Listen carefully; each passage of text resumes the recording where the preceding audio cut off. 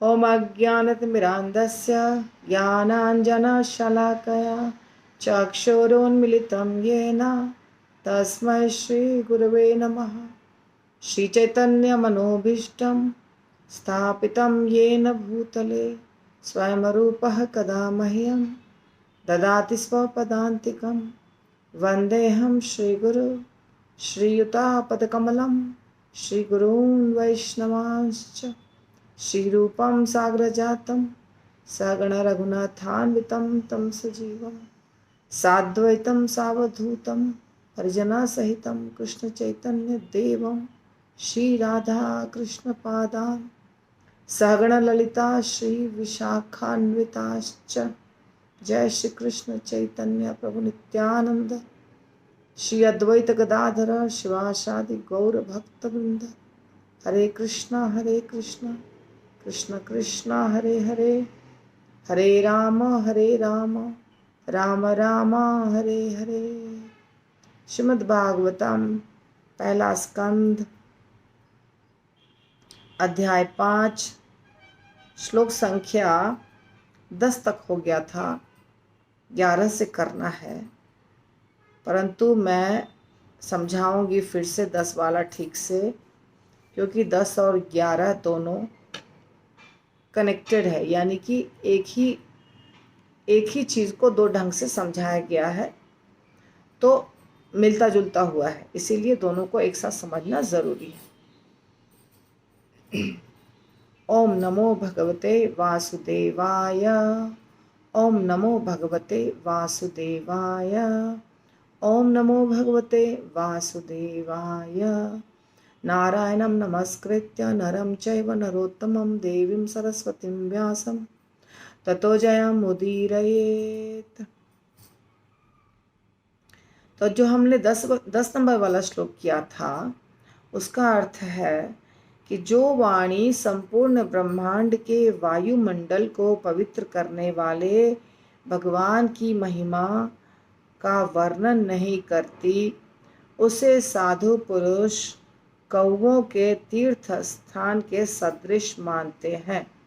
चूँकि परमहंस पुरुष दिव्य लोक के वासी होते हैं, अतः उन्हें ऐसे तीर्थ स्थान में कोई आनंद नहीं मिलता। न यत् वचः चित्रपदं हरेर यशो जगत पवित्रं प्रगृणीत करहिचित् तद्वायसं तीर्थम उशन्ति मानसा न यत्र हंसा निरमन्ति उशिक्षया। और जो दूसरा नंबर श्लोक है अर्थात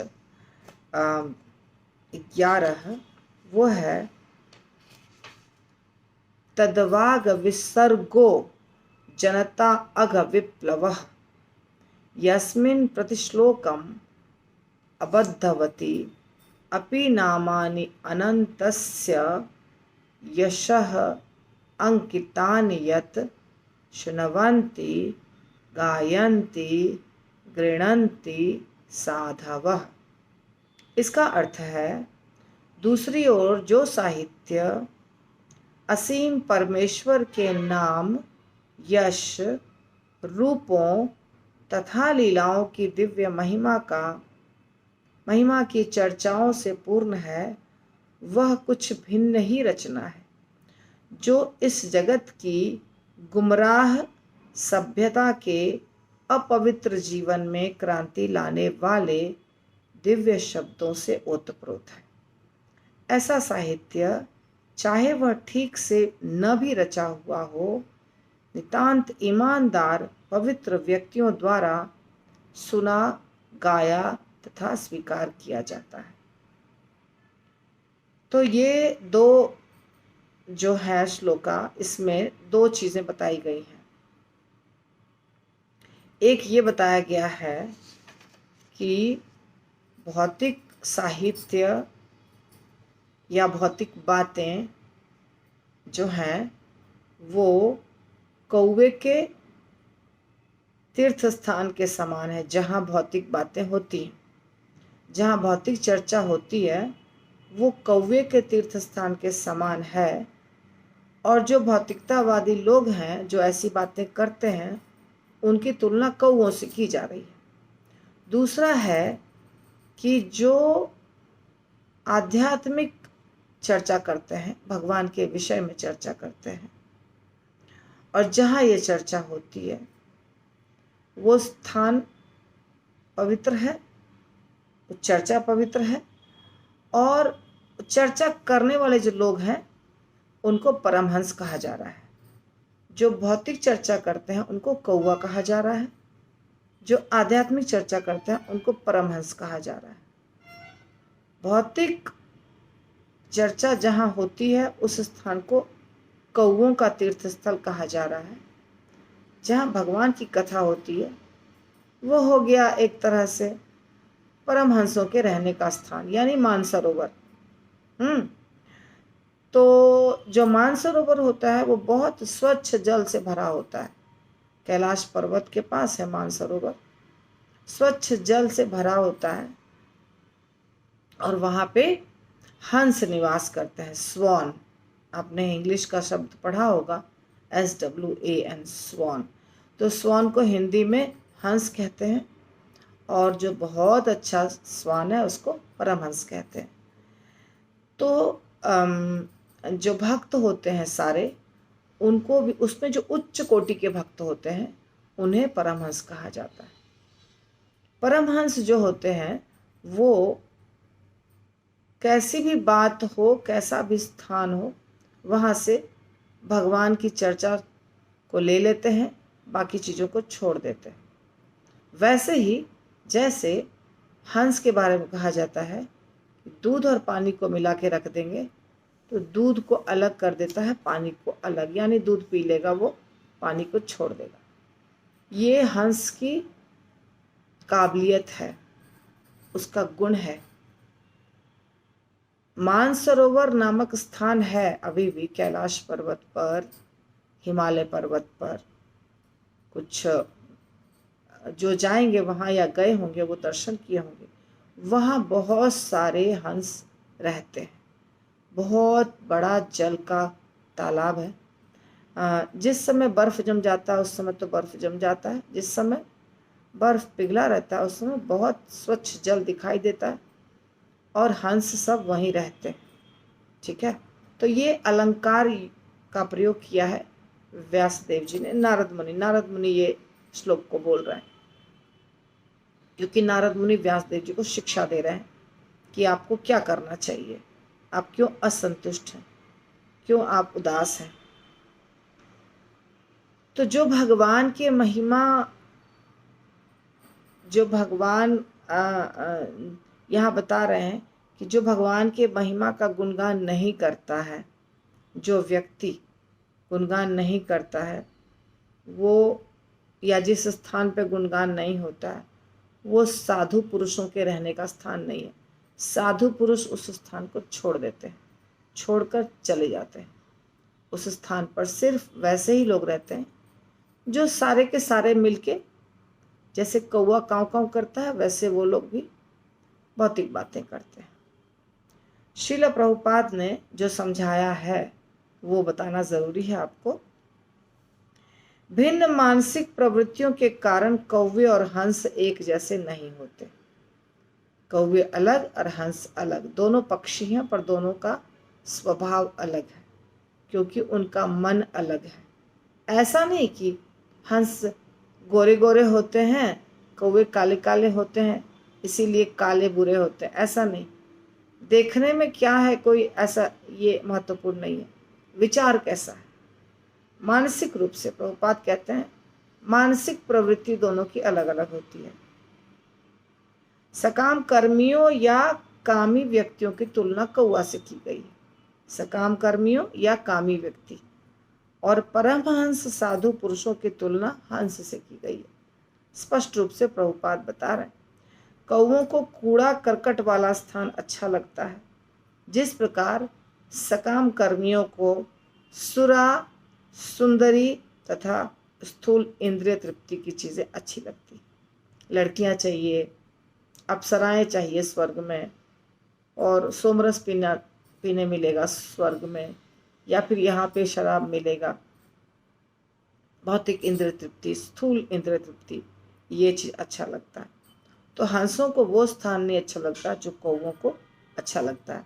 यानी कि कौवों की सभा जब चलती है वहाँ पे हंस नहीं आते हैं। हंस कहाँ जाते हैं? जहाँ प्राकृतिक शोभा है। प्रभुपाद लिख रहे हैं प्राकृतिक छटा वाले स्थानों में हंस देखे जाते हैं। जहाँ कमल के बहुत सारे फूल हैं और स्वच्छ जल है, वहाँ पे हंस मिलते हैं। तो इस प्रकार और बहुत लंबा प्रभुपाद ने वर्णन किया है, पर हम 11वें श्लोक को देखेंगे। देखिए, कभी कभी भक्तगण कहते हैं मुझे कि आप बहुत सारा चीज़ बताते हैं, आप सिर्फ वो बताइए जो भागवतम में लिखा है, हमको वही अच्छा है, वही लगता है सुनना। लेकिन ये जो बहुत सारा चीज़ है ना, ये हमारे आचार्य बताएं, तो मैं क्या करूं, बताना पड़ेगा ना। अभी देखिए, श्रीधर स्वामी का वचन यहाँ पे लिखा हुआ है। श्रीधर स्वामी पहले लिखते हैं, प्रभुपाद सामाजिक साहित्यिक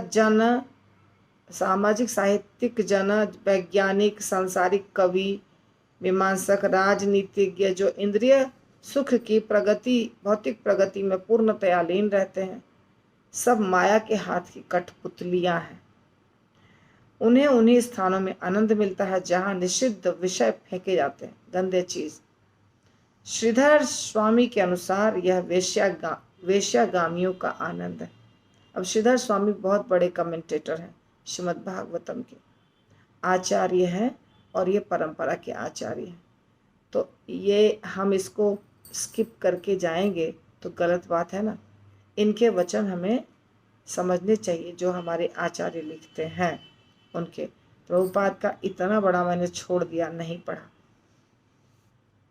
लेकिन 2 लाइन श्रीधर स्वामी का पढ़ लिया। अब हम देखते हैं कि अगले श्लोक में क्या कह रहे हैं। अगले श्लोक में प्रभुपाद ने बहुत बड़ा परपोर्ट लिखा है, पर फिर भी मैं अभी सिर्फ श्लोक पर फोकस कर रही हूँ। दूसरा जो पहलू है, दूसरे प्रकार के जो व्यक्ति हैं, वो क्या करते हैं। एक तो आनंद लेते हैं कौवों के तीर्थ स्थान में, यानी कि जो बाजारू साहित्य है उसको पढ़ते सुनते हैं, वैसा ही विचार रखते हैं।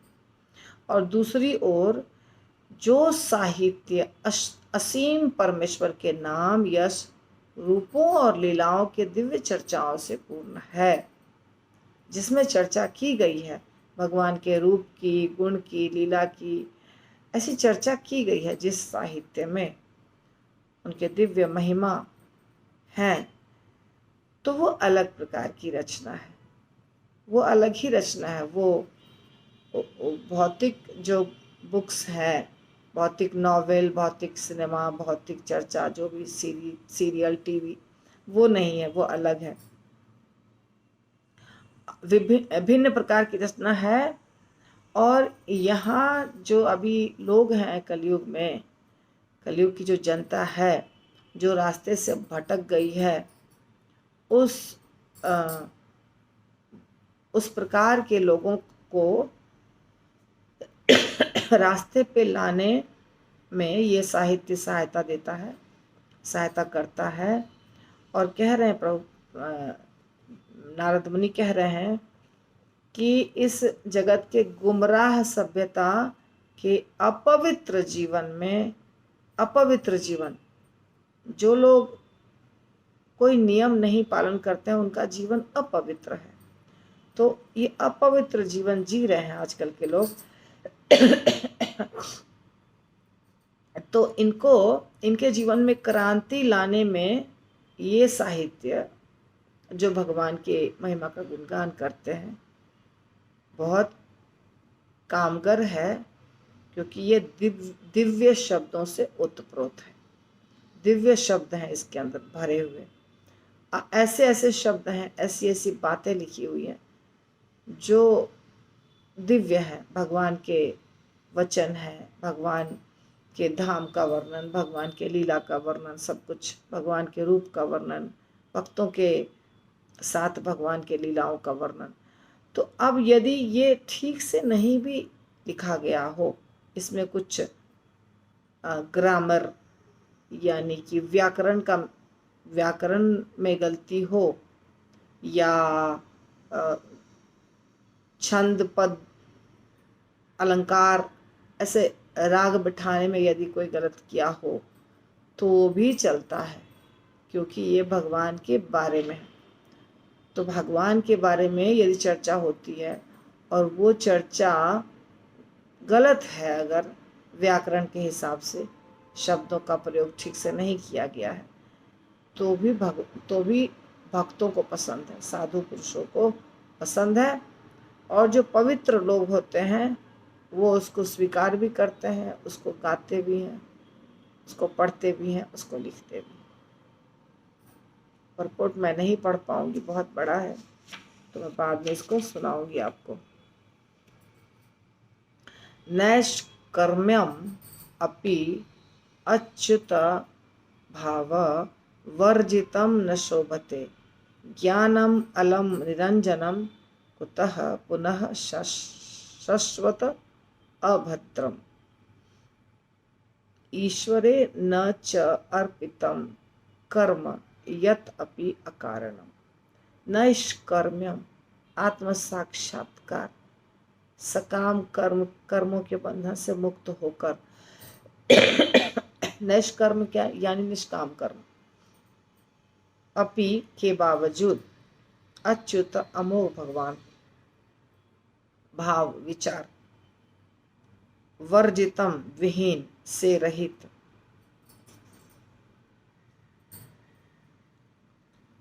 न नहीं शोभते अच्छा लगता है, ज्ञानम दिव्य ज्ञान, अलम धीरे धीरे, निरंजनम उपाधियों से रहित, कुतः कहाँ है, पुनः फिर, शाश्वत निरंतर, अभद्रम अहितकर, अशुभ, ईश्वरे ईश्वर के प्रति, न नहीं च तथा, अर्पितम अर्पित किया हुआ, कर्म यतपि जो है, कारणम निष्काम। आत्म साक्षात्कार का ज्ञान समस्त भौतिक आसक्ति से रहित होने पर भी शोभा नहीं देता, यदि वह ईश्वर के भाव से शून्य हो। यदि कोई व्यक्ति आत्म साक्षात्कार की ओर बढ़ रहा है, उसको धीरे धीरे साक्षात्कार हो रहा है, परंतु आत्म साक्षात्कार के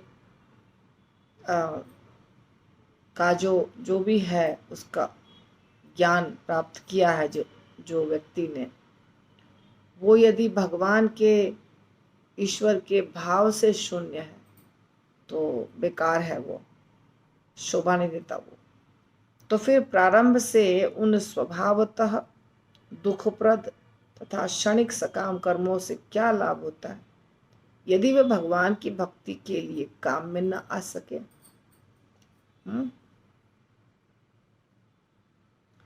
सकाम कर्म भी बेकार है यदि भगवान की भक्ति में कुछ उसका उपयोग नहीं है तो। अर्थात सकाम कर्म हो या कोई और रास्ता हो, यदि उसके मध्य में, उद्देश्य में भगवान की भक्ति नहीं है तो सब बेकार है, उसका कोई उपयोग नहीं है। अथो महाभागः भवान अमोघदृक् शुचि श्रवाः सत्यरतो धृतव्रत, उरुक्रमस्य अखिल बंध मुक्तये समाधिना अनुस्मर तत् विचेष्टितम्।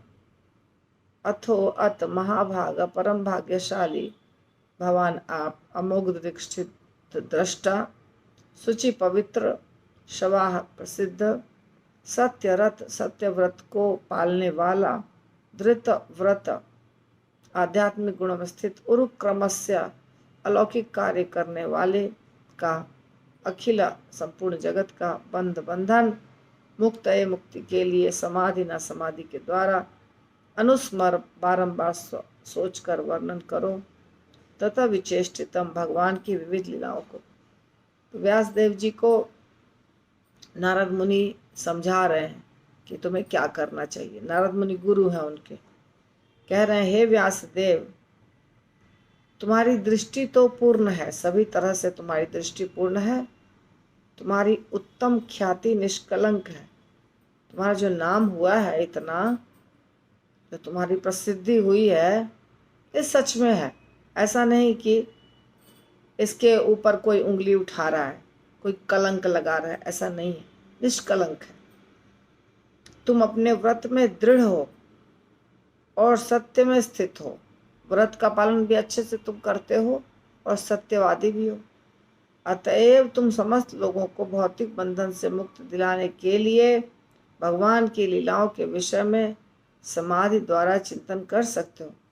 तो व्यासदेव जी ने जो लिखा है भगवान के घटनाओं को, लीलाओं को, तो व्यासदेव जी तो उस स्थान पर नहीं थे जहाँ लीलाएं हो रही थी। कैसे लिखा है व्यासदेव जी ने? जैसे भगवान ने गोवर्धन उठाया तो व्यासदेव जी तो वहाँ नहीं थे। कोई भी जो घटना घटी, व्यासदेव जी वहाँ नहीं थे, तो व्यासदेव जी को पता कैसे चला?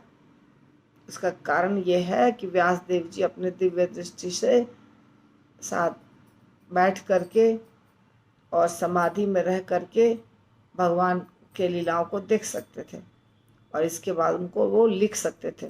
तो यही कार्य व्यासदेव जी ने किया।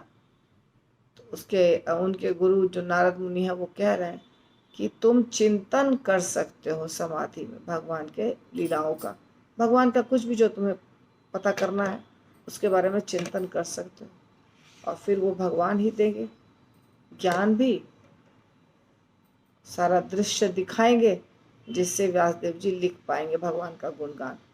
कोई भी जो राइटर होते हैं, जिनको शक्त्यावेश अवतार कहा जाता है, उनको शक्ति भगवान देते हैं, जिससे वो भूत वर्तमान और भविष्य सबको देख सकते हैं। तो मेरे से क्लास आगे दिया नहीं जा रहा है क्योंकि नींद बहुत आ रही है। यहीं पर रोक दूंगी मैं। श्रीमद् भागवतम कथा की जय। श्रील प्रभुपाद की जय।